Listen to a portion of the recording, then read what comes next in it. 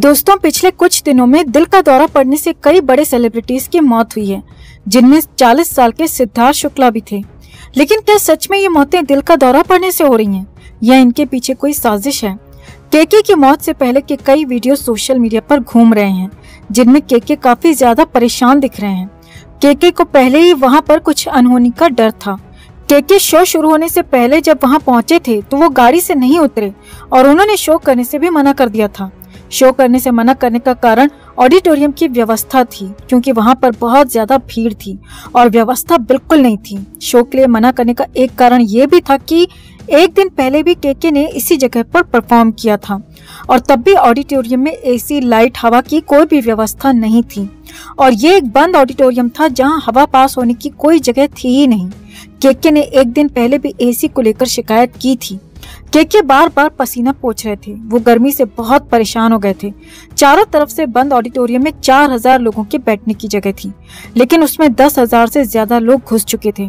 लोग गेट तोड़कर अंदर आ रहे थे, क्योंकि शो में एंट्री की कोई फीस नहीं थी, सिर्फ पास दिखाकर एंट्री मिल रही थी। इसी का फायदा उठाकर लोग गेट तोड़कर जबरदस्ती अंदर घुसते चले गए और जो भीड़ थी वो बढ़ती जा रही थी। कोलकाता में इस समय भीषण गर्मी पड़ रही है और बंद ऑडिटोरियम में अपनी क्षमता से 4 गुना ज्यादा लोग घुस गए। एसी बंद था, चारों तरफ हेलोजन लाइट्स चल रही थी, जिनसे टेम्परेचर और ज्यादा बढ़ रहा था और ऐसे में केके घूम घूम कर हाई पिच पर लगातार गाना गा रहे थे, तो ऐसे में तबीयत खराब होना तय था। केके गाना गाने के दौरान बार बार मैनेजमेंट से एसी का टेम्परेचर कम करने को और हेलोजन लाइट्स बंद करने को बोल रहे थे। वो लगातार पसीना पोंछ रहे थे, परेशान भी दिख रहे थे, लेकिन मैनेजमेंट ने उनकी तरफ ना तो ध्यान दिया और ना ही उनकी कोई बात सुनी। आखिर में केके की तबीयत सफोकेशन और घबराहट के चलते बिगड़ने लगी, लेकिन तब भी उन्हें बाहर नहीं निकाला गया, वहां से लेकर नहीं गए, वहीं चेयर पर बिठा दिया, जिससे तबीयत उनकी और ज्यादा खराब होती चली गई।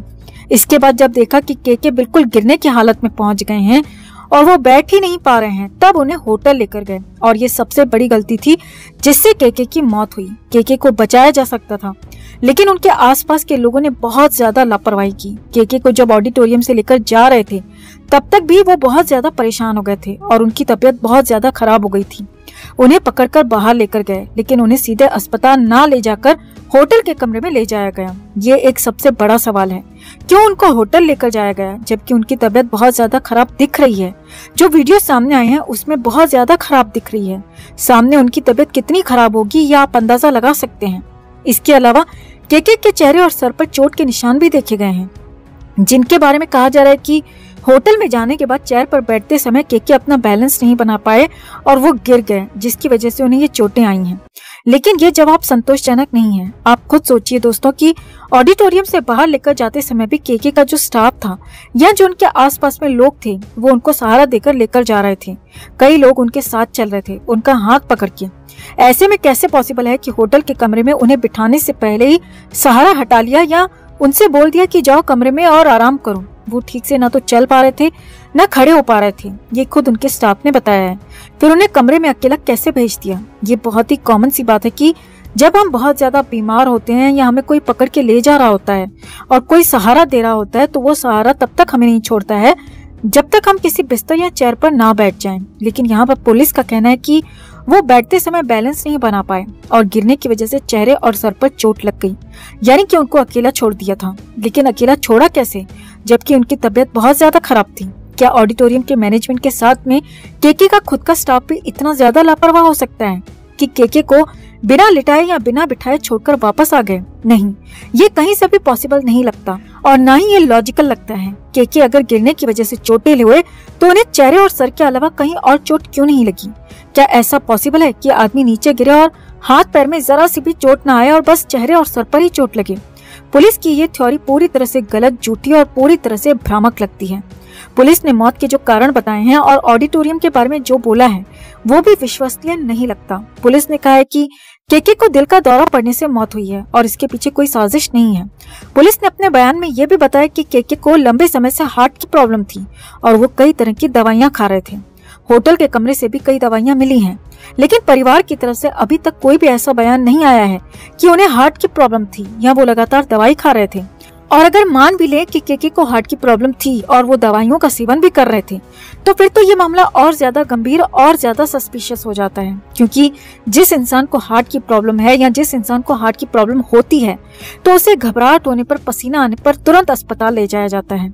लेकिन केके को ऑडिटोरियम से पहले होटल लेकर गए और 2-2.5 घंटे के बाद हॉस्पिटल। तब तक उनकी मौत हो चुकी थी। इतनी बड़ी लापरवाही, और वो भी हार्ट पेशेंट के साथ।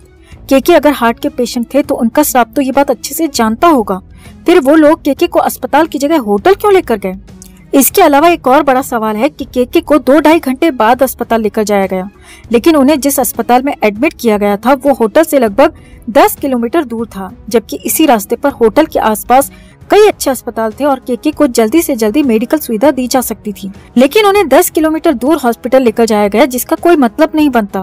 पास के अस्पतालों को छोड़कर उन्हें इतनी दूर के अस्पताल में ले जाने वाला कौन था? कौन था वो जिसने ये डिसीजन लिया?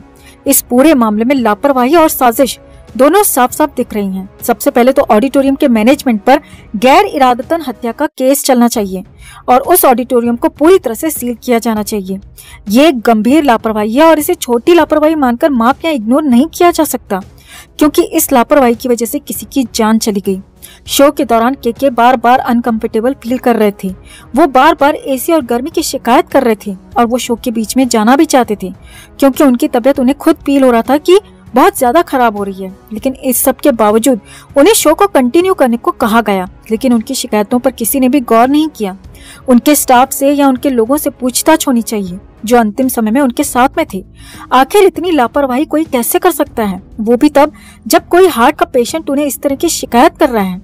अस्पताल से पोस्टमार्टम रिपोर्ट पर दिल का दौरा पड़ने से मौत बताई गई है और इसे नेचुरल डेथ कहा जा रहा है, लेकिन पोस्टमार्टम रिपोर्ट आज के समय में भरोसेमंद नहीं मानी जा सकती, जब हमने हाल ही में SSR, दिशा सालियन और जिया खान के केस अपनी आंखों के सामने देखे हैं।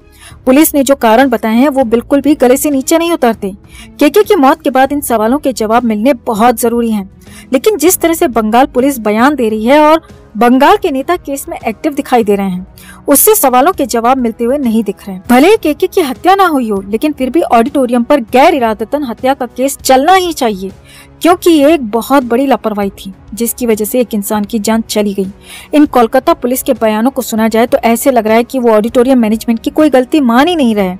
पुलिस का कहना है कि ज्यादा भीड़ नहीं थी, लेकिन वहाँ मौजूद लोग साफ साफ बता रहे हैं कि ऑडिटोरियम में क्षमता से 4 गुना ज्यादा लोग घुसे हुए थे, जबकि ऑडिटोरियम में 3rd क्लास सुविधाएं भी उपलब्ध नहीं थी। लेकिन पुलिस को अब कुछ भी दिखाई नहीं दे रहा। हमें लगता है कि केके की मौत से जुड़े ये सवाल भी ऐसे ही अनसुलझे रह जाएंगे। केके की मौत पर आपकी क्या राय है? ये नेचुरल डेथ है या कोई साजिश? आप क्या सोचते हैं? कमेंट में आप भी अपनी बात, अपनी राय जरूर रखें। वीडियो को लाइक और शेयर कर अपना प्यार और सपोर्ट भी जरूर दिखाएं।